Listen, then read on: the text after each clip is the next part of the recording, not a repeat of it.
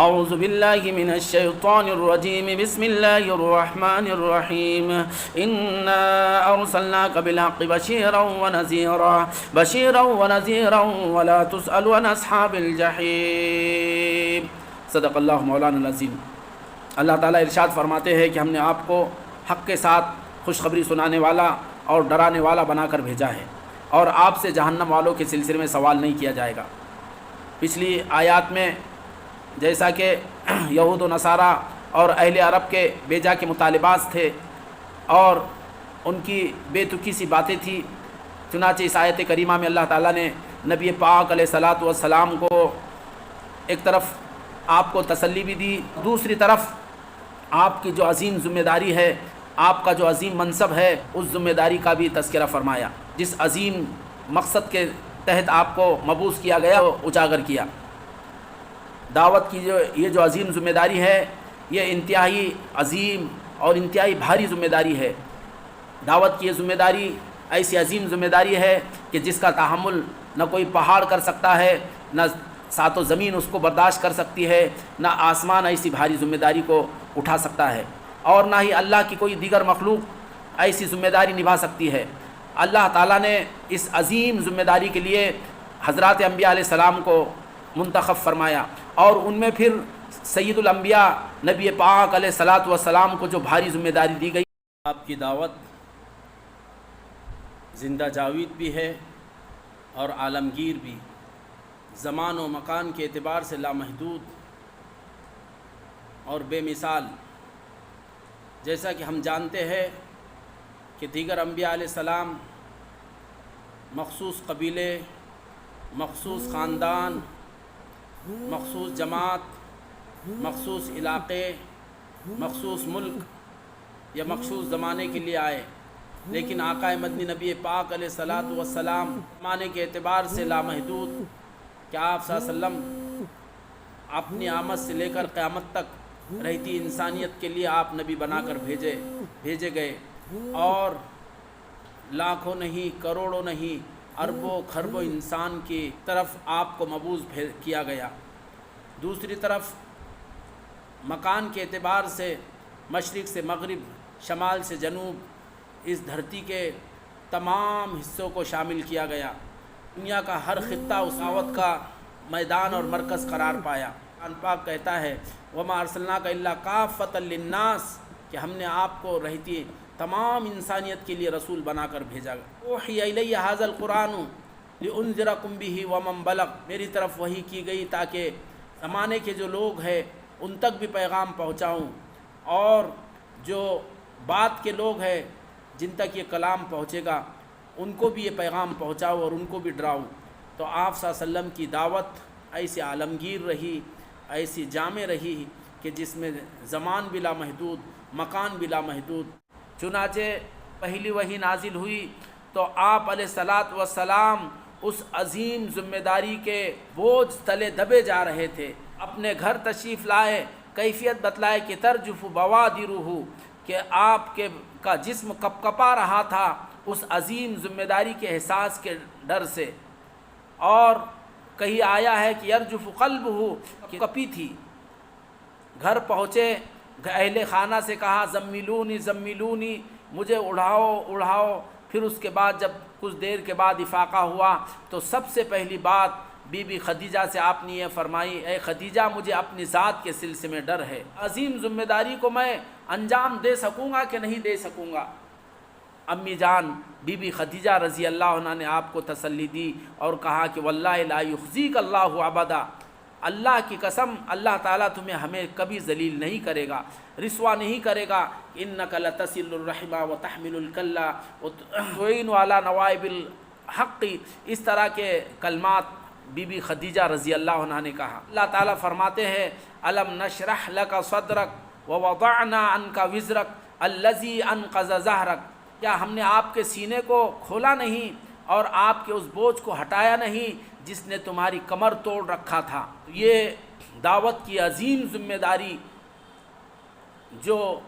آپ کے سر ڈالی گئی، اتنی بھاری اور اتنی عظیم ذمہ داری تھی کہ آپ علیہ الصلاۃ والسلام اس ذمہ داری کے بوجھ اور اس کے احساس تلے دبے جاتے تھے، اور آپ صلی اللہ علیہ وسلم امت اور انسانیت کے غم میں ہمیشہ غمزدہ رہتے، فکر مند رہتے۔ قرآن پاک نے آپ کے اس کیفیت کا تذکرہ فرمایا، کہا کہ فَلَعَلَّكَ بَاخِعٌ نَفْسَكَ عَلَىٰ آثَارِهِمْ إِن لَّمْ يُؤْمِنُوا بِهَٰذَا الْحَدِيثِ یا صفا، ایسا لگتا ہے کہ تم ان لوگوں کے ایمان نہ لانے پر کہیں اپنے آپ کو ہلاک نہ کر دو۔ کہیں اللہ تعالیٰ نے اس کو تنبیہ کی کیفیت میں اللہ نے فرمایا کہ وَإِن كَانَ كَبُورَ عَلَيْكَ إِعْرَاضُهُمْ فَإِنِ اسْتَطَعْتَ أَن تَبْتَغِيَ نَفَقًا فِي الْأَرْضِ أَوْ سُلَّمًا فِي السَّمَاءِ فَتَأْتِيَهُم بِآيَةٍ۔ اللہ تعالیٰ فرماتے کہ اگر تم کو ان لوگوں کا اعراض کرنا اتنا ہی شاق گزرتا ہے تو اگر آپ کے بس میں ہے تو کوئی سرنگ لگا کر زمین میں چلے جائے ان کے ایمان نہ لانے پر، اور سلمن فی السماء، یا پھر کوئی سیڑھی لے کر آسمان پر چڑھ جائے۔ طرح اللہ کے نبی پاک علیہ الصلاۃ والسلام کو بار بار اللہ کی طرف سے تنبیہ کی گئی کہ آپ ان کے غم میں اتنا غمزدہ نہ ہو، ان کے ایمان نہ لانے پر اتنا پریشان نہ ہو۔ بار بار آپ کو کہا گیا، کہیں کہا گیا فذکر انما انت مذکر لست علیہم بمسیطر، آپ یاد دہانی کرتے رہے کہ آپ کا کام یاد دہانی کرنا ہے۔ لست علیہم بمسیطر، آپ ان کے نگہبان اور نگراں بنا کر آپ کو نہیں بھیجا گیا۔ خلاصہ یہ ہے کہ نبی پاک علیہ الصلاۃ والسلام اس عظیم ذمہ داری کے بوجھ تلے دبے جاتے تھے، چنانچہ اللہ نے آپ کو فرمایا آپ کا کام پہنچا دینا ہے، آپ کا کام ان کو دعوت دے دینا ہے، کا محاسبہ کرنا یہ ہماری ذمہ داری ہے۔ تو اللہ تعالیٰ نے آپ کو بار بار یہ بات فرمائی کہ آپ کا کام پہنچا دینا ہے، لہٰذا آپ ان کے سلسلے میں اتنا نہ کڑیے، اتنا آپ غمزدہ نہ ہو، آپ اتنا حیران و پریشان نہ ہو، اور آپ اپنے آپ کو اتنا نہ بھلائے۔ بات تو یہ کہا کہ آپ کو حق دے کر بھیجا ہے، یہ لوگ اگر آپ کو جھٹلاتے ہیں، آپ سے بیجا کے مطالبے کرتے ہیں تو آپ اس پہ رنجیدہ نہ ہو کہ آپ بالکل اپنی جگہ برحق ہیں، آپ حق پر ہیں۔ اور پھر آپ کے دو الگ الگ حیثیتیں، دو الگ الگ پہلو بتلائے کہ بشیرہ، ایک آپ کو خوشخبری سنانے والا بنا کر بھیجا گیا، آپ کو خوشخبری سنانے والا کہ جو ایمان لائے اللہ کی ذات عالی پر، آخرت کے دن پر، اور نبی پاک صلی اللہ علیہ وسلم پر، اور اللہ کی کتاب پر جو ایمان لائے، آپ اس کو خوشخبری سناؤ، اس کو دنیا کی کامیابی کی خوشخبری سناؤ، آخرت کی کامیابی کی خوشخبری سناؤ، جنت کی خوشخبری سناؤ، وہاں کی ملنے والی نعمتوں کے بارے میں بتلاؤ۔ تو آپ کی زندگی کا یہ ایک رخ ہے کہ آپ ایمان لانے والوں کو خوشخبریاں سناتے چلے جائیں، ان کو جو اللہ کی طرف سے نعمتیں حاصل ہوگی ان کے بارے میں ان کو بتلاتے چلے جائیں، ایک پہلو آپ کا یہ۔ اور پھر کہا کہ وہ نذیرہ، اور دوسرا پہلو آپ کا، اور دوسرا رخ کہ جو لوگ ایمان نہ لائے اللہ کے ذات عالی پر، رسول پر، اور اسی طرح آخرت پر جو ایمان نہ لائے، کہا کہ ان کو ڈراؤ، اللہ کی پکڑ، اللہ کے عذاب اور اللہ کی گرفت سے ان کو ڈراؤ۔ اور آگے اللہ تعالیٰ ارشاد فرماتے ہیں وَلَا تُسْأَلُوا عَنْ أَصْحَابِ الْجَحِيمِ، آپ سے جہنم والوں کے سلسلے میں سوال نہیں کیا جائے گا، آپ کی ذمہ داری ختم، جہنم والوں کے سلسلے میں آپ سے سوال نہیں ہوگا۔ دوسری قرأت کے مطابق وَلَا تَسْأَلْ عَنْ أَصْحَابِ الْجَحِيمِ، اس طرح پڑھا گیا وَلَا تَسْأَلْ عَنْ أَصْحَابِ الْجَحِيمِ، کہ آپ جہنم والوں کے سلسلے میں سوال نہ کرو۔ جہنم والوں پر جو ہیبت ناک اور ہولناک اور جو خطرناک عذاب ہوگا، بس آپ اس کے بارے میں سوال نہ کریں، جیسے کہ قرآن میں کہا دوسری جگہ وَلَوْ تَرَىٰ إِذِ الْمُجْرِمُونَ نَاكِسُو رُءُوسِهِمْ عِندَ رَبِّهِمْ، کہ اے کاش تم اس کیفیت کو دیکھتے جب کہ مجرمین اپنے سروں کو جھکائے ہوگے اپنے رب کے دربار میں، اور کہہ رہے ہوگے کہ ربنا ابصرنا سمعنا فرجعنا، کہ ہمارے رب ہم نے سن لیا، دیکھ لیا اور ہم نے یقین کر لیا، لہٰذا اب ہمیں دنیا میں بھیج دیجئے۔ جہنم والوں کو جو ہیبت ناک اور جو خطرناک عذاب ہوگا، گویا اس کی شدت کو بتلایا گیا کہ ولا تسل، آپ نہ پوچھو کہ ان کے کیسا خطرناک ان پر عذاب ہوگا۔ جیسے قرآن میں اور بھی جگہ وَلَوْ يَرَى الَّذِينَ ظَلَمُوا إِذْ يَرَوْنَ الْعَذَابَ، کہ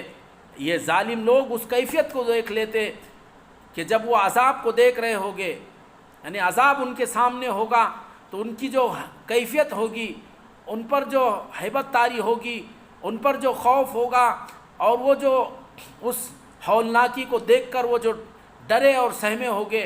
اگر وہ دیکھ لیتے تو انتہائی خطرناک وہ کیفیت ہوگی۔ ایک جگہ اللہ نے فرمایا وَلَوْ تَرَىٰ إِذِ الظَّالِمُونَ فِي غَمَرَاتِ الْمَوْتِ وَالْمَلَائِكَةُ بَاسِطُو أَيْدِيهِمْ أَخْرِجُوا أَنفُسَكُمْ، کہ کاش تم اس کیفیت کو دیکھتے جب کہ ظالم موت سکرات کے عالم میں ہوگے اور فرشتے اپنے ہاتھ ان کے طرف پھیلائے ہوگے تاکہ ان کی روح قبض کر لے۔ تو اس کی ہیبت اور شدت اور ہولناکی کو بیان کیا۔ تو اللہ تعالیٰ نے اس آیت میں یہی کہا کہ وَلَا تَسْأَلْ عَنْ أَصْحَابِ الْجَحِيمِ، جہنم والوں پر جو عذاب ہوگا اس کی شدت، اس کی ہولناکی کے سلسلے میں آپ سوال نہ کرو، ایسا خطرناک، ایسا ہولناک وہ عذاب ہوگا۔ چنانچہ آپ علیہ الصلاۃ والسلام نے اپنی پوری زندگی، نبوت کے بعد پوری زندگی اسی عظیم منصب کے اور اس عظیم کام کو کے انجام دینے میں آپ نے لگائی۔ آپ کے 23 سال کا ہر دن اور ہر رات اس عظیم ذمہ داری کے ادائیگی اور اس کو پورا کرنے میں آپ نے لگائے۔ چنانچہ آپ علیہ الصلاۃ والسلام نے حجۃ الوداع کے موقع پر، جبکہ آپ علیہ الصلاۃ والسلام کی 23 سالہ نبوت کے دور کی انتھک کوششوں، محنتوں اور آپ کے کاوشوں کا ثمرہ جمع تھا، 1.25 سے 1.5 لاکھ صحابہ کرام کا مجمع، آپ علیہ الصلاۃ والسلام نے ان تمام صحابہ کی موجودگی میں عظیم خطبہ دیا، اور خطبہ دینے کے بعد آپ علیہ الصلاۃ والسلام نے آخر میں صحابہ کے سامنے سوال کیا، الا هل بلغت، الا هل بلغت، الا هل بلغت، خبردار کیا میں نے اللہ کا پیغام پہنچا دیا، کیا میں نے اللہ کا پیغام پہنچا دیا؟ اس پر صحابہ کرام رضوان اللہ علیہم اجمعین نے عرض کیا، نام قد بلغتا وعدیتا ونصحتا، ہاں آپ نے پیغام پہنچا بھی دیا اور آپ نے اس کا حق ادا بھی کر دیا اور انسانیت کی آپ نے خیر خواہی بھی فرمائی۔ تو اس پر اللہ کے نبی نے فرمایا اللہم اشہد، اللہم اشہد، اللہم اشہد علیہم، آسمان کی طرف نگاہ کرتے اور انگلی سے اشارہ کرتے کہ اللہ تو ان پر گواہ رہنا، اے اللہ تو ان پر گواہ رہنا، اے اللہ تو ان پر گواہ رہنا۔ تو آپ صلی اللہ علیہ وسلم نے اس طرح اس عظیم ذمہ داری کو 23 سال میں انجام دیا اور اس کو پورا کیا۔ ہم اللہ سے دعا کرتے ہیں کہ اللہ تعالیٰ آپ کی اس عظیم قربانیوں کی بدولت آپ کو مقام محمودہ اور مقام وسیلہ نصیب فرمائے اور ہمیں آپ کی شفاعت اور جنت میں آپ کی رفاقت نصیب فرمائے۔ آمین۔ وآخر دعوانا الحمد للہ رب العالمین۔